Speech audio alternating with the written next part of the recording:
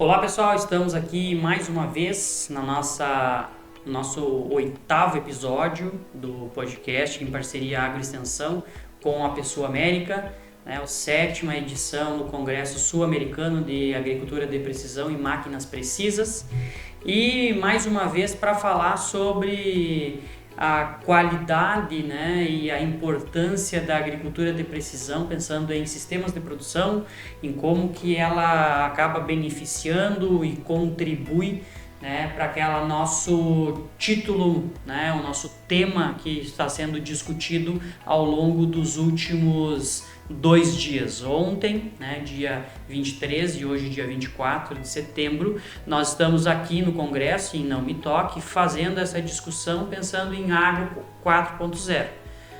Como nós já discutimos em outros episódios, até aí não tem novidade nenhuma a princípio, porque antes da pandemia o Agro 4.0 já era discutido, já era falado, já era apresentado, em congressos, em eventos.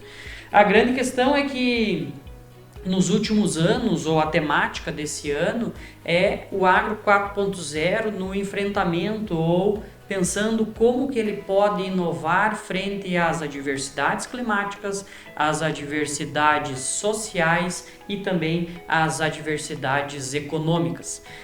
Para isso, no episódio anterior, nós conversamos, vocês acabaram de assistir o nosso número 1, que nem o professor Telmo comenta, que é hoje pesquisador e presidente da Sociedade Mundial, Internacional de Agricultura de Precisão, que foi o professor Steve Phillips, aonde nós falamos como ou quais são as lições, e ele nos trouxe muitas informações importantes sobre como a agricultura americana pode contribuir, mas mais importante que ele deixou também é como a agricultura brasileira vem ensinando e contribuindo, mostrando realidade diferente para também a agricultura americana.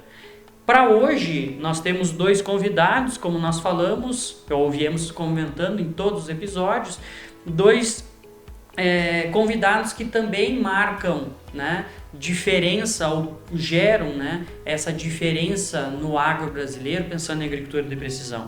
Nós temos o Fernando Escaramuza, que é consultor técnico na Argentina, atuou um bom tempo também na instituição de pesquisa lá, depois ele vai apresentar um pouquinho mais, se apresentar. E também temos colega da faculdade, parceiro de projeto, que é o professor Christian Bredemeyer, da Universidade Federal do Rio Grande do Sul. Então, o nosso tema, o nosso bate-papo de hoje é sobre também inovação do agro, mas pensando nessa conexão, como que Brasil e Argentina conseguem se conectar, o que nós temos de coisas parecidas e o que nós temos de aplicações que nós podemos fazer essa conexão. Então, já de antemão, mais uma vez agradeço a disponibilidade de vocês em participarem aqui conosco do nosso podcast, desse episódio especial, e passaria a palavra também para que vocês pudessem fazer uma apresentação um pouco mais específica de cada uma das atividades que vocês vêm desenvolvendo. Podemos começar talvez pelo nosso convidado Fernando, para que ele faça uma breve apresentação aí. Seja bem-vindo, Fernando. Muchísimas gracias por esta invitación a este podcast. Sí, mi nombre es Fernando Escaramuza, soy de Argentina, de Córdoba, trabajé 21 años en el Instituto Nacional de Tecnología Agropecuaria, en el INTA. Entré en el año 2003 a trabajar en agricultura de precisión. Con el paso del tiempo estuve varios años como coordinador a nivel nacional de lo que es agricultura de precisión y maquinarias precisas. Llevamos adelante muchos de estos congresos, como es el de aquí, el de APSUL, basado justamente, Telmo cuenta siempre que APSUL fue inspirado en lo que hacíamos en INTA Manfredi. Entonces, para nosotros es un orgullo. Es la tercera vez que estoy presente aquí en APSUL, así que para mí es muy grato estar aquí presente. Hoy ya estoy después de 21 años de haber transcurrido en INTA, estoy como consultor privado, asesor consultor privado, trabajando en innovaciones, en capacitaciones, en todo lo que tiene que ver con la agricultura de precisión. Sigo investigando, sigo haciendo lo mismo, pero hoy ya como en forma privada. Lo cual es bueno y es un placer porque siempre me desempeñé en esto y lo llevo como una pasión a esto, tanto como al fútbol, ¿no? Al fútbol que nos gusta tanto a nosotros, tanto argentinos como brasileños. Si queremos encontrar un punto en común, nos gusta mucho el fútbol. Bueno, esa es un poco mi presentación. Me formé ahí en la Facultad de Agronomía de la Universidad Nacional de Córdoba, una de las universidades más prestigiosas y más viejas de Argentina.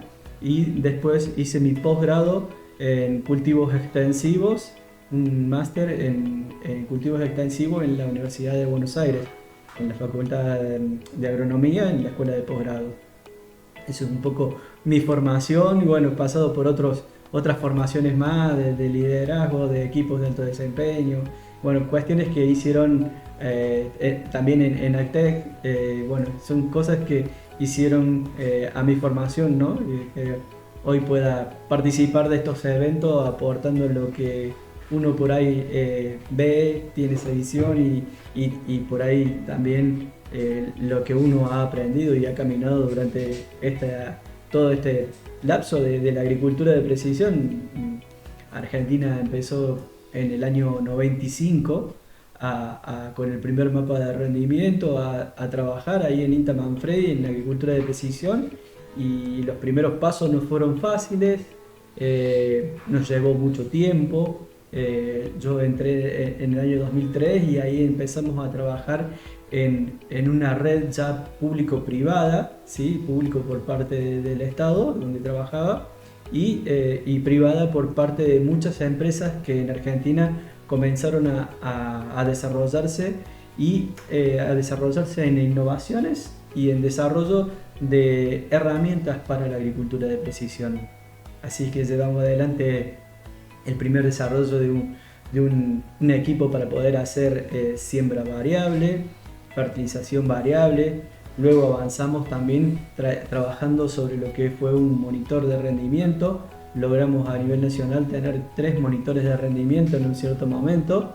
Bueno, eso llevó a que Argentina crezca mucho en esto de liderar, ¿no? Un poco lo que es la agricultura de precisión. Siempre había una persona que lideraba esto, que era Mario Bregaccini, y él contaba siempre que lo que a nosotros también un poco nos ayudó fue la posibilidad de tener antenas en Argentina que brindaban la posibilidad de conectarse y tener una corrección diferencial, ¿sí? Y eso llevó al crecimiento de los bandilleros satelitales, que fueron los primeros o los precursores de la agricultura de precisión, ¿no? De todas estas tecnologías que apoyaron a la maquinaria agrícola. Y eso permitió un crecimiento rápido de Argentina. Tenía 3 antenas ubicadas estratégicamente, cubriendo todo lo que es el sector núcleo productivo de Argentina, de granos sobre todo, y bueno, eso nos permitió crecer en las primeras herramientas. Perfeito. Sr. Christian?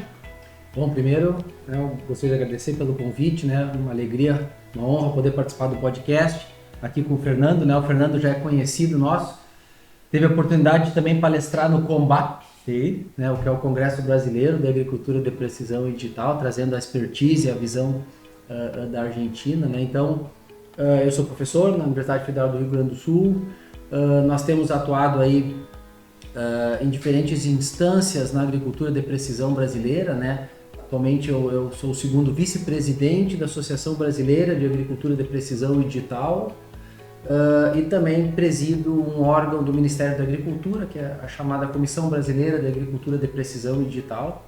Já atuo aí há alguns anos na presidência dessa comissão, né? Onde a gente tem atuado aí, especialmente em políticas relacionadas à agricultura de precisão e digital, né? Fazendo um gancho com o que o Fernando falou, contou da Argentina, como começou, né? Eu acho que aqui vale a pena também então fazer um paralelo. Eu lembro aqui no Brasil, em 1997, nós tivemos eu creio que talvez seja o primeiro evento de agricultura de precisão, né? Um evento na Universidade Federal de Viçosa, né? Falando sobre agricultura de precisão. Naquela época ainda era uma grande novidade, né? Não se, né, se falava naquela época muito de GPS, sistemas de localização, né? Mas claro que obviamente há quase 30 anos atrás nós não tínhamos todas as ferramentas que nós temos hoje, né? E a partir disso, a partir desses eventos do final da década de 90, realmente se começou a falar em agricultura de precisão aqui no Brasil, né? Nós tivemos a partir de 2002, 2003, tá? O surgimento das primeiras consultorias de agricultura de precisão. Tá?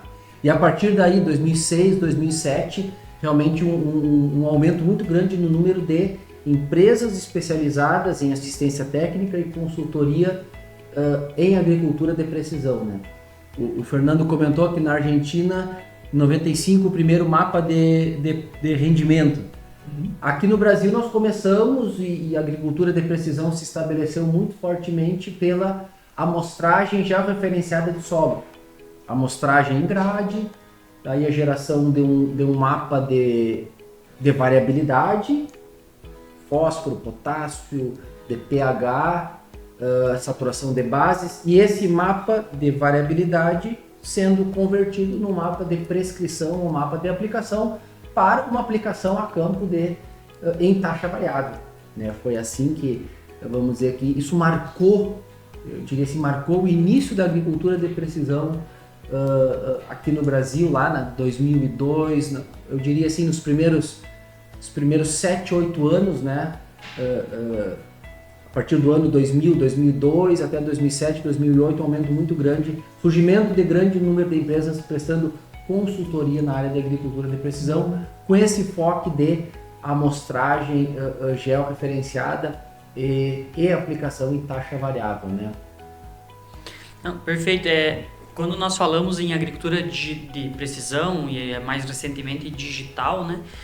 Se nós formos pensar longe disso, mas tratar como uma ciência específica, né, de uma ferramenta específica, talvez é a mais recente, talvez agora bioinsumos, mas bioinsumos também nós temos muitas informações, mas nós estamos falando de 20 anos, 30 anos no máximo, né, de agricultura que une os dois países, né, que utilizam essa ferramenta, essas novas tecnologias e, claro, o grau de escalonamento, de crescimento de muitas coisas. Agora estamos vivendo a era da inteligência artificial, né? Só para deixar o pessoal que está nos assistindo curioso, né? O Steve, nós provocamos ele, tá, mas o que nós vamos conseguir fazer com inteligência artificial?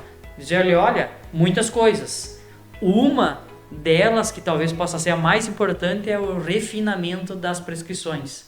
Né? Porque não vai ser mais só um manual de calagem e adubação, enfim, né? Só um parâmetro, e sim a integração de vários parâmetros para chegar de uma maneira mais assertiva na recomendação mais assertiva, né? Pensando nisso, né? Como que, ou quais nós poderíamos, se fôssemos elencar em uma escala de uso e também de novidades, como que nós podemos destacar quais seriam os principais avanços que nós tivemos de agricultura de precisão digital, pensando ao longo da nossa história, desses últimos 25, 30 anos, e o que nós estamos vivendo hoje? Sei lá, drone é uma realidade, IA é outra realidade, mas enfim, também os dois exemplos, Argentina e Brasil.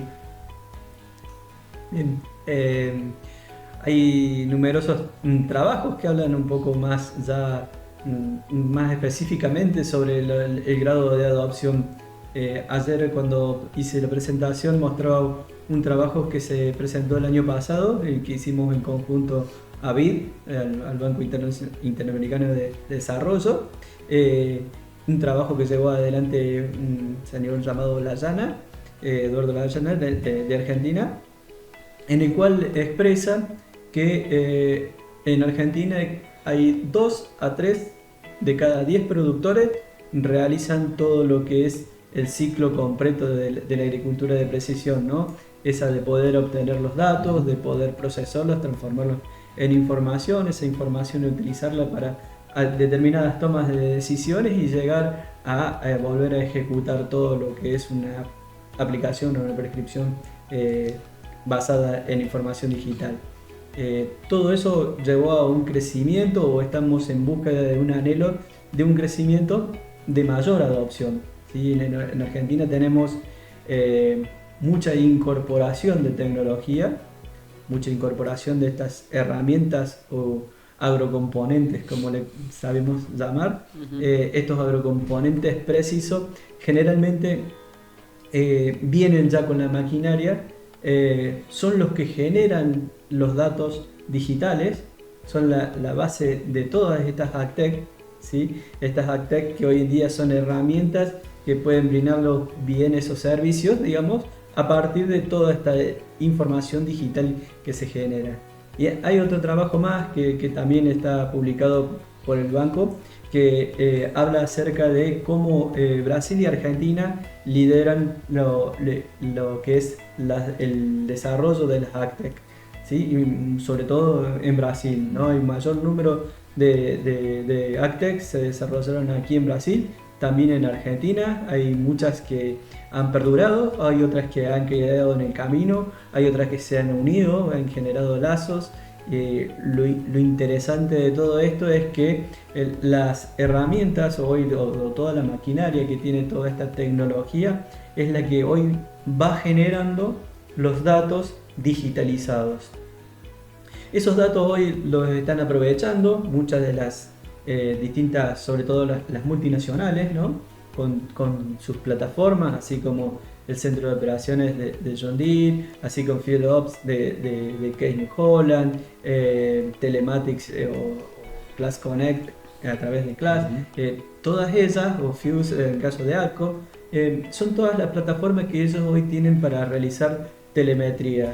En Argentina, si uno va y compra una máquina y esa máquina viene conectada, generalmente uno firma un contrato de confidencialidad de esos datos, en donde la empresa le va a brindar ese servicio para obtención de esos datos digitalizados a través de una plataforma, ¿sí? Plataformas propias de las empresas.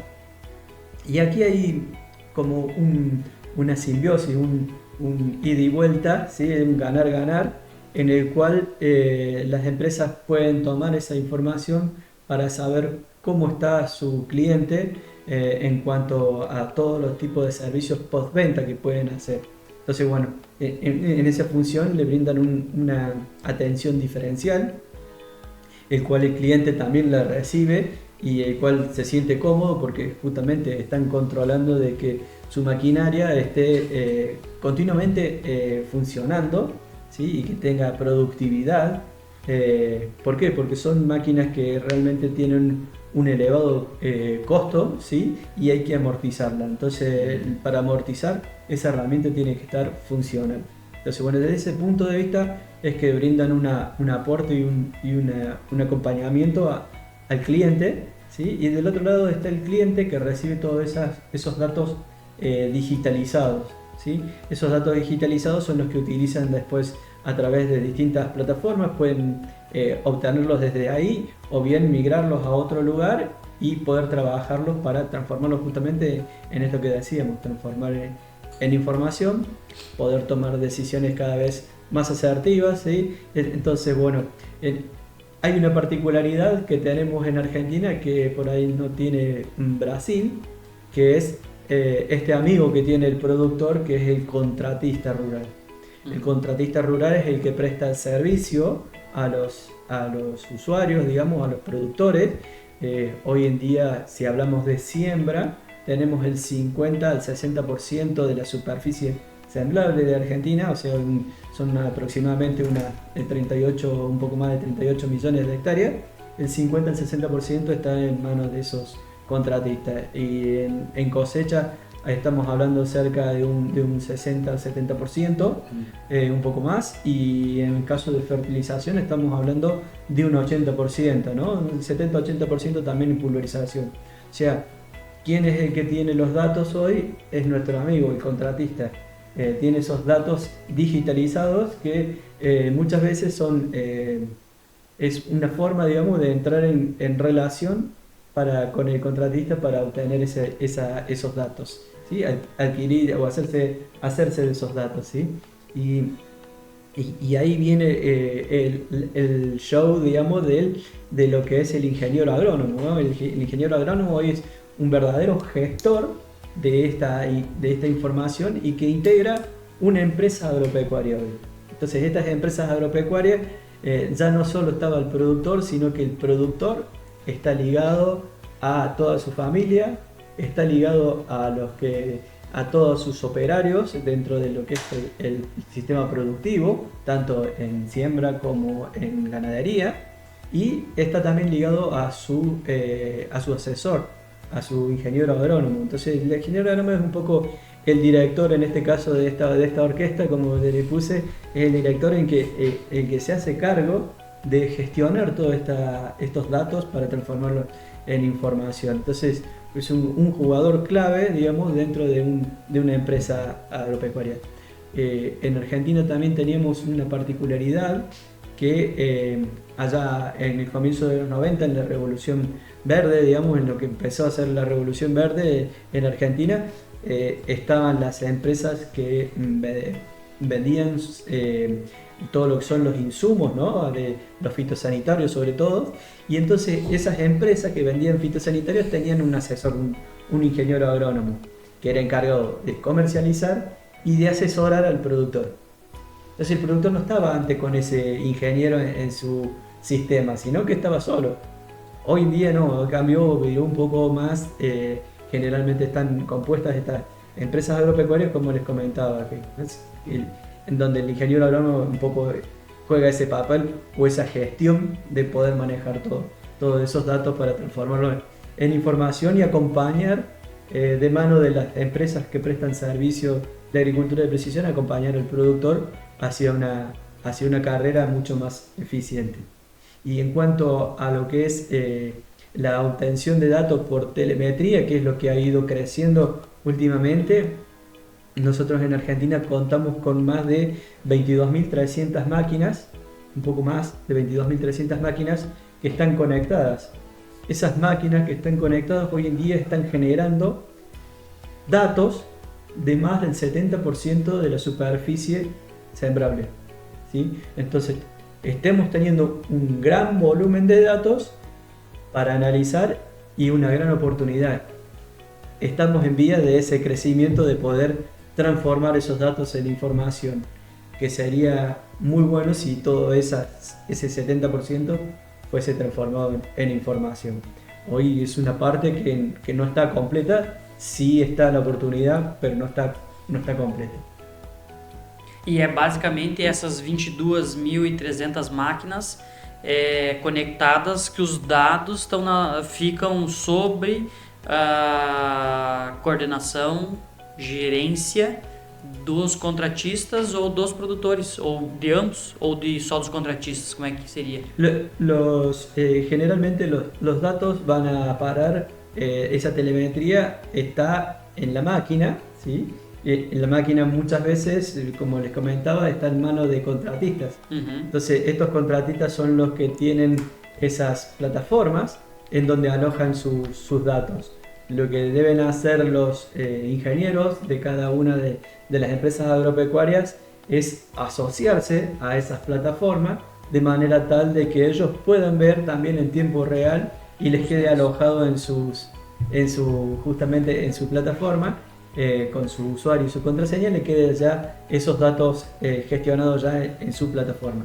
Es una forma de migrar los datos de una plataforma a otra, accediendo mediante una sociedad, digamos, entre distintos usuarios. Entonces esa es la manera que tienen hoy en día los ingenieros para hacerse de esos datos. hay un inconveniente que muchas veces el contratista está preocupado por su productividad. Su productividad son las hectáreas hora que viene realizando porque él cobra en hectáreas hora. Entonces él cobra en hectáreas y si él hace más hectáreas por hora, gana más dinero. Entonces no se preocupa tanto por los datos.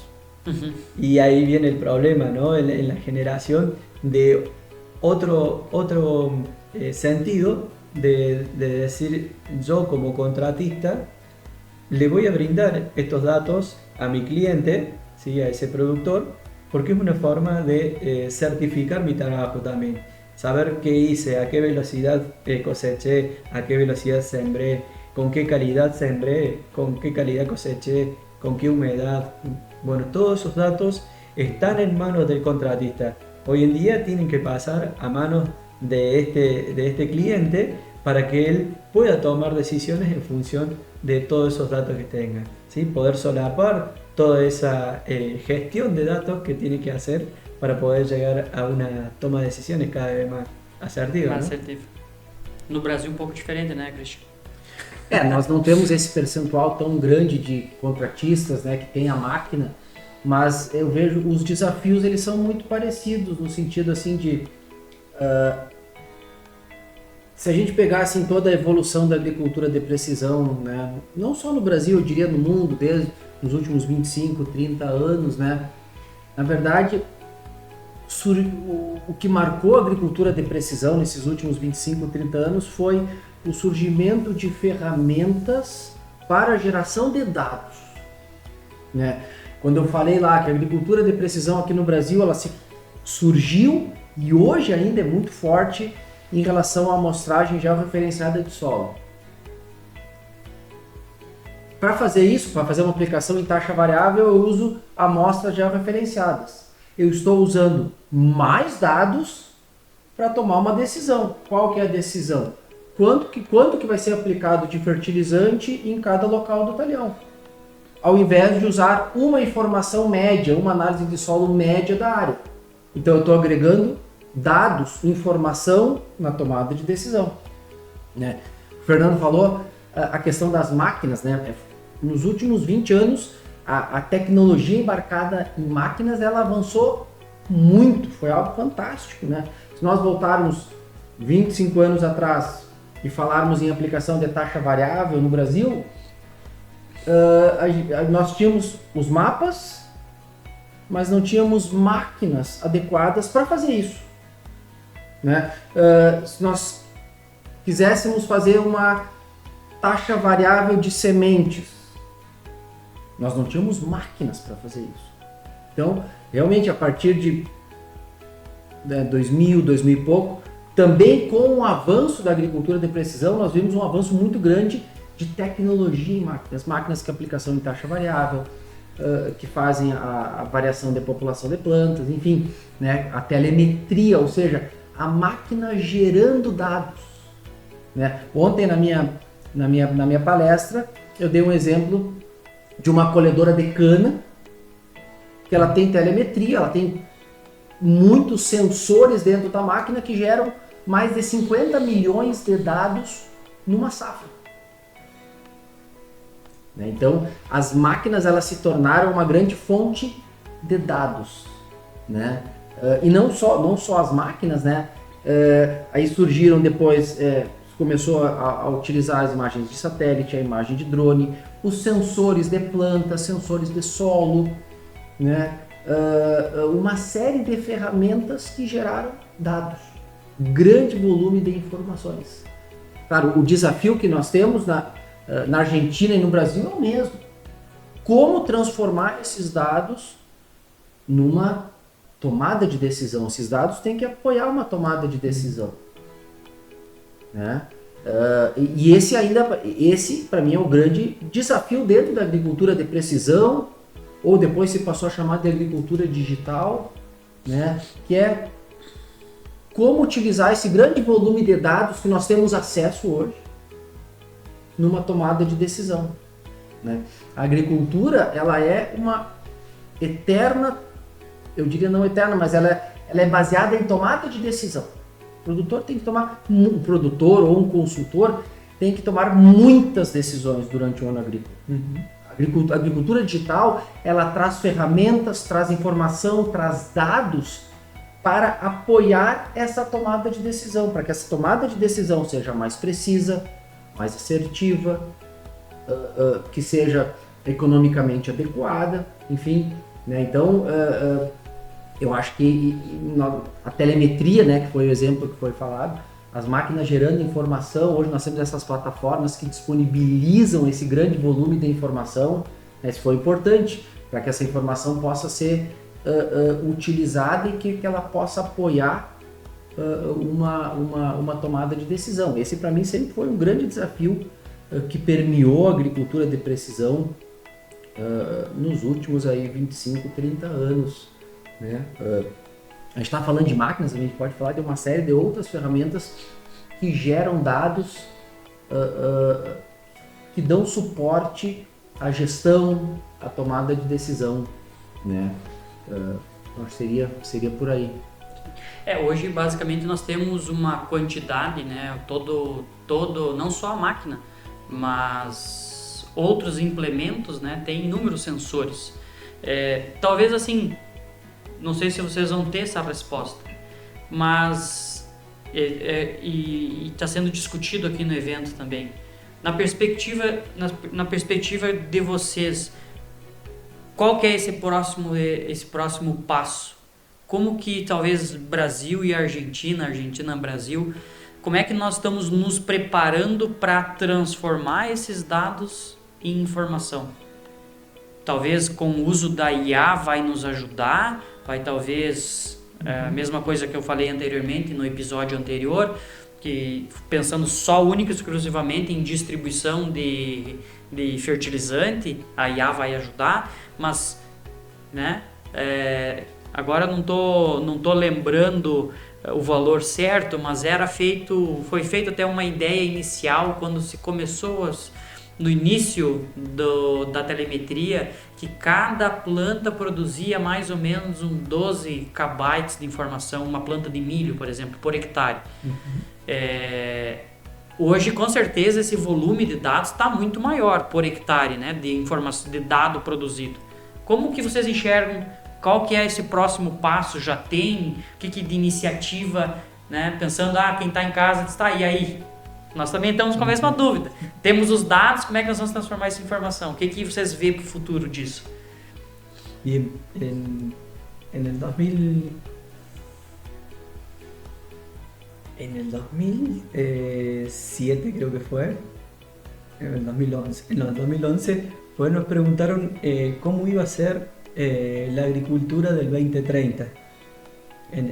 Todavía estaba en INTA, estábamos trabajando ahí en el equipo de Manfred y en ese momento hicimos un documento de cómo pensábamos que iba a ser esa agricultura de 2030, en donde planteábamos de que toda la maquinaria iba a estar conectada con la nube, iban a enviar y iban a recibir información. En ese momento planteábamos eso, cosa que parecía muy lejana. Lo cierto es que en 2014 se da la cuarta revolución agroindustrial, en donde toda la parte computacional revoluciona todo y el internet mete mano, y entonces todo eso que habíamos propuesto para el 2030 avanzó mucho más rápido, como contabas vos, Cristina. Las tecnologías avanzaron muchísimo, muy rápido. Entonces yo creo que ahí es una de las cuestiones que hace a la falta de avance en la adopción, ¿sí? Hoy podemos tener mucha incorporación de tecnología, pero no la adoptamos, no la estamos utilizando. Hay mucha tecnología que está subutilizada.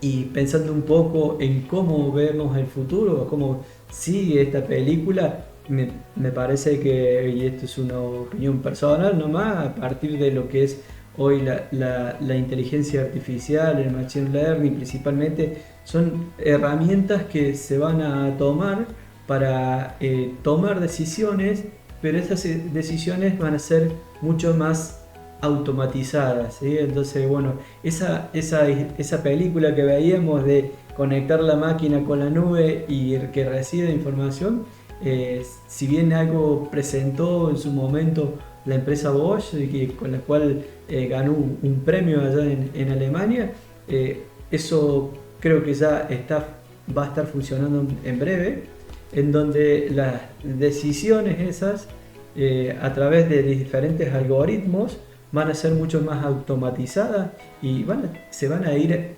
ajustando de la mano también del Machine Learning y de un montón de herramientas más que van a hacer de que esas decisiones sean también muy asertivas, pero ya automatizadas, ¿sí? Van a ser mucho más rápidas. Entonces, ese apuro que tenemos nosotros por poder aprovechar esos datos y transformarlos en información va a ser en forma automática. Vamos a ver y gestionar de cómo funciona y poner a disposición eso, pero va a ser mucho más automatizado. Yo creo que ahí está el gran, la gran fuente, ¿no? de poder decir, transformemos estos datos en algo útil. Y hoy esos datos tienen mucho valor e bueno, hay que pasar a aprovecharlos. Esse é o grande desafio, né? Como utilizar essa informação. E claro que hoje nós temos ferramentas, né, computacionais, inteligência artificial, que nos ajudam nessa tarefa. Até porque, por exemplo, ontem eu dei o exemplo da colhedora de cana que gera numa safra 54 milhões de dados. São dados que um ser humano não tem condições de analisar. Tipo, tá numa planilha, não.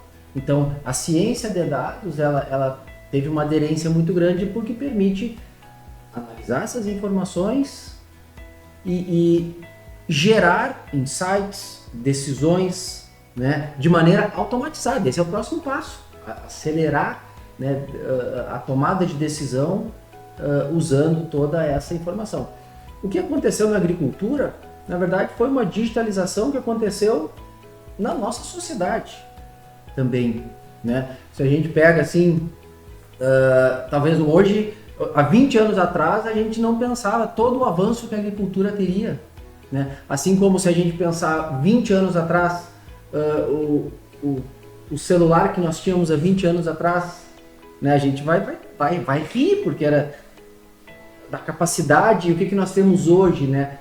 Então, ocorreu um processo muito rápido de digitalização e de avanço tecnológico nos últimos 20 anos e a agricultura, o agro, ele se beneficiou disso, ele fez uso dessa informação, né? Então, claro que a gente não, eu nesse ponto, todas essas ferramentas, tudo isso que a agricultura de precisão e a agricultura digital que elas trouxeram, são ferramentas, elas não, né, elas são o meio e não o fim. O fim é a tomada de decisão, né? Isso nós não podemos esquecer. Então, apesar de todas essas ferramentas digitais que nós temos hoje, né, não podemos esquecer também os preceitos básicos da produção agrícola, né? Eu sempre gosto de falar em aula que a agricultura de precisão, ela não vai corrigir uma época de semeadura inadequada ou uma lavoura com falhas, por exemplo, né? Claro, ela trouxe ferramentas que nos ajudam a fazer isso, o plantio bom, sem falhas, sem duplas, sem plantas duplas ou falhas, né? A agricultura de precisão trouxe sensores, por exemplo, máquinas, né? Tecnologia de sistema pneumático, de motores elétricos, enfim, sensores, né? Que nos ajudam a fazer isso de uma maneira muito mais eficiente e assertiva, né? Mas esse acho que é o grande desafio, como que esses dados vão ser integrados, né, para melhorar a gestão da tomada de decisão da produção agrícola. Acho que esse continua sendo o grande desafio. E claro, nós temos hoje ferramentas computacionais de ciência de dados que nos ajudam a manipular esse grande volume de dados aí que nós geramos, que se passou a chamar de algum momento de os Big Data, né, que é esse grande volume de informações. Mas essa informação tem que ser utilizada, né, de uma maneira inteligente e racional para apoiar a tomada de decisão. Né? Perfeito. Então, indo para a nossa conclusão já, finalizando o nosso bate-papo, queria, assim, pensar ou passar para que vocês também fizessem essa avaliação, pensando em próximos avanços após isso. Como que vocês enxergam Argentina e Brasil preparados para enfrentar esse tipo de desafio, como a própria manipulação, trabalhar com esse banco de dados, desenvolver, o exemplo da Argentina, né, desenvolvendo tecnologia nacional também e disponibilizando para os produtores. Como que vocês enxergam esse cenário agora? E aí nós temos, né, inúmeras questões sociais, questões econômicas, ambientais, e nós inseridos nessa conectividade e desenvolvimento de equipamentos mais robustos, más conectados, más precisos.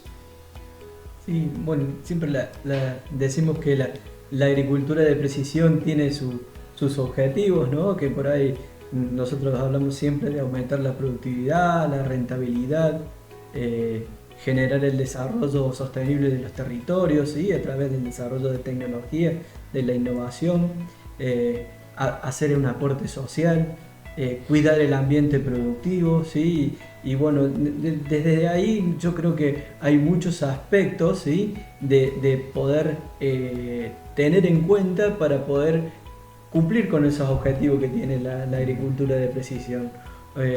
Hoy en día nosotros creemos que tenemos que brindar mucho más apoyos a esos usuarios de tecnología. Digamos, la tecnología por sí sola hoy no se vale, están los usuarios de atrás, entonces tenemos que gestionar a través de los usuarios brindándole apoyo, seguimiento, ¿sí? Y en ese sentido también está la educación, ¿no? La educación, cómo manifestar o cómo llevar adelante la educación a diferentes niveles, ¿sí? Hoy acá tenemos un gran desarrollo académico de la mano de la Universidad Federal de Santa María, que tiene una maestría y que tiene un montón de alumnos que recién estuve recorriendo un poco, y la cantidad de trabajo, hay creo que 89 trabajos se presentaron. Entonces bueno, hay un coeficiente intelectual muy desarrollado en cuanto a eso. Estamos trabajando también con Telmo, con Lucio, con todo su equipo para poder hacer o lograr darle mayor dinamismo a esa maestría y llevarla para hacerla binacional, hacer una parte en Argentina y una parte acá, justamente por esto que estamos compartiendo acá con Cristian, de entre ambos países, que tenemos un gran liderazgo por esta agricultura de precisión. Creo que eso va a potenciar, y va a potenciar mucho no solo los usuarios de Argentina, sino que también se van a ver beneficiados también los usuarios creo que hay un gran ganar de ambas partes para lograr esta parte educacional.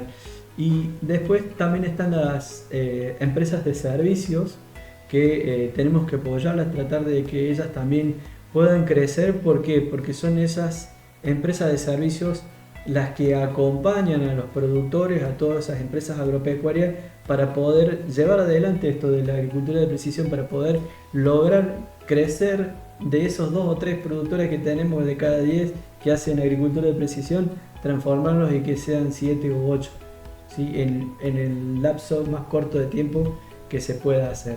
Entonces creo que ahí hay un gran desafío también a través de las empresas que prestan servicios de agricultura de precisión. También yo veo que no solo tenemos que quedarnos con esa agricultura de que tenga mayor productividad, mayor rentabilidad, sino que estos granos que hoy logramos, ¿sí? A través de un manejo más eficiente, ya sea de los insumos, de todo lo que tiene que ver con el sistema productivo, creo que esos granos también debemos transformarlos en alimentos y poder potenciarlos a través de la agricultura digital. ¿Para qué? Para abrir nuevos mercados en donde Argentina y Brasil puedan exportar alimentos de alta calidad, con seguridad, digamos, con iniquidad, todo lo que tiene que ver en eso, y justamente con una marca de una huella de carbono también que garantice de que nuestros alimentos son los mejores. Entonces creo que el mundo también está esperando de que nosotros brindemos esos alimentos, porque digamos, es también uno de los objetivos de esta agricultura de precisión, que es el compromiso social, ¿no? El compromiso con tratar de generar alimentos de calidad, y justamente en eso, bueno, Argentina y Brasil tienen mucho para hacer. Perfeito, eu concordo plenamente. Acho que os desafios e oportunidades, saindo um ponto, né, nós falamos até agora questões mais técnicas, né, mas eu vejo os desafios, eu acho que são tornar todas essas ferramentas, torná-las de uso mais amplo, né? O Fernando falou a questão de aumentar a adoção, isso eu acho que é um desafio, né? Que essas ferramentas possam ser adotadas por um número maior de produtores, né? E eu vejo uma oportunidade muito grande. Nós temos uma transição de geração, né? E a geração nova, ela já vem com essa digitalização, você já faz parte dessa geração, né? Então isso acho que vai facilitar muita coisa, né? Porque já são mais assim os nativos digitais, né? Então isso é uma realidade hoje, a digitalização na agricultura, né? Então eu acho que isso é uma grande oportunidade que nós temos, né? Vejo outras oportunidades muito interessantes também, a questão também, a percepção do consumidor, né? Cada vez os mercados consumidores são mais exigentes, a gente fala muito em rastreabilidade, produzir com qualidade, e isso é um dos objetivos da agricultura de precisão digital. Quando a gente fala em rastreabilidade, a agricultura digital, ela faz isso, porque tudo que a máquina fez está registrado, o que a máquina aplicou está registrado, os produtos que foram aplicados, os defensivos, isso está registrado, quanto a máquina gastou, qual foi a pegada de carbono daquela máquina, quanto que ela gastou de combustível, isso tudo está registrado. E eu acho que isso tem que ser usado também para agregar valor a quem usa a tecnologia. Acho que isso é um desafio. A gente fala muito em sustentabilidade, em carbono, e isso é muito importante porque a agricultura de precisão busca isso. Claro, o desafio é como é que isso pode agregar valor, como é que isso pode abrir novos mercados. Eu acho que isso vai ser cada vez mais importante, porque os mercados estão também cada vez mais exigentes, né? Mas eu acho que a agricultura digital, ela traz as ferramentas para que se consiga vencer esse desafio, né? De produzir com mais qualidade, com menor impacto ambiental, de maneira sustentável, né? A agricultura, obviamente ela vai ter um impacto ambiental, porque nós estamos mudando o meio ambiente. Só que com essas ferramentas tecnológicas, esse impacto ambiental tem que ser o mínimo possível. Nós temos que usar os insumos de maneira cada vez mais racional e eficiente, né? E isso para mim é a base de agricultura de precisão, agricultura digital. E o desafio é usar isso também para abrir novos mercados, agregar valor aos produtos que são produzidos nessa ótica, né? Déjame claro. sumar algo ahí, que mientras hablabas se me vino algo que es muy importante de la mano de que estás contando, Cristian. En Argentina, y creo que en Brasil también pasa, que esta oportunidad de poder traer las nuevas generaciones hacia el campo a producir, porque tienen ese conocimiento o esa facilidad de la agricultura digital, y creo que pueden aportar un gran valor dentro de las empresas agropecuarias. Entonces un gran desafío es poder acercar esas nuevas generaciones y ponerlas en este juego que es la agricultura, ¿sí? Hay buena herramienta para poder hacerlo. Trazer ou tentar fazer com que permaneça mais jovens, né? É importante. Nós passamos por uma dificuldade grande de internet no campo, né? Hoje já conseguimos não totalmente, mas de certa forma conseguimos resolver, diminuir essa dificuldade, e é fantástico, né? Porque eu estava fazendo aqui algumas anotações do que vocês falaram, carbono, sustentabilidade, em praticamente todos os episódios que nós falamos aqui, que nós gravamos, todos eles aparecem, né? Isso só demonstra também, com a fala de vocês, que sim, a agricultura de precisão ela não gera desemprego, bem pelo contrário, gera muito mais emprego, gera, né, a oportunidade de profissionalização do pessoal do campo, né? Hoje em dia não é só saber, né, ligar o equipamento, mas sim trabalhar com o equipamento, tem todo uma tecnologia embarcada que nós precisamos saber calibrar, cuidar, enfim, uma série de fatores. E claro, tem todo esse aspecto que reúne parte econômica, parte social, ambiental, que aí entra a questão de sustentabilidade, carbono, né? E talvez o mais importante é essa, né, que a agricultura de precisão digital vem buscar ou trazer com que a agricultura ela possa se tornar mais eficiente, né? E fazendo o básico, às vezes, né? Você conseguindo corrigir um problema de erosão, plantando da melhor forma possível, já é uma grande um grande passo dentro da agricultura de precisão, né? Tanto é que alguns painéis que nós tivemos ao longo do evento falaram justamente isso, né? Enfim, agradecer mais uma vez agora sim a contribuição que vocês deram com o podcast do evento, também com o nosso grupo de extensão. Acho que foi um bate-papo muito bom entre saber algumas diferenças que tem em Brasil e Argentina, mas também saber que tem muita semelhança. A parte do futebol, né, que o Fernando comentou lá na fala inicial, que é muito... o ponto em comum, né, brasileiro e argentino apaixonado por futebol, mas nós temos também muita coisa semelhante na agricultura. Mas é o ponto que a gente não concorda, talvez, né, porque ele vai dizer que o melhor jogador foi o Maradona e a gente vai dizer que foi o Pelé, né? Esse talvez é o ponto de discordância. Enfim, pessoal que está em casa nos assistindo, está aí nos deslocamento, nos ouvindo no podcast e no Spotify. Finalizamos mais uma edição especial, mais um episódio onde nós falamos então de inovação no agro, juntando Brasil e Argentina, fazendo essa comparação, pensando sempre trazer agricultura de precisão e digital para a realidade e principalmente o impacto.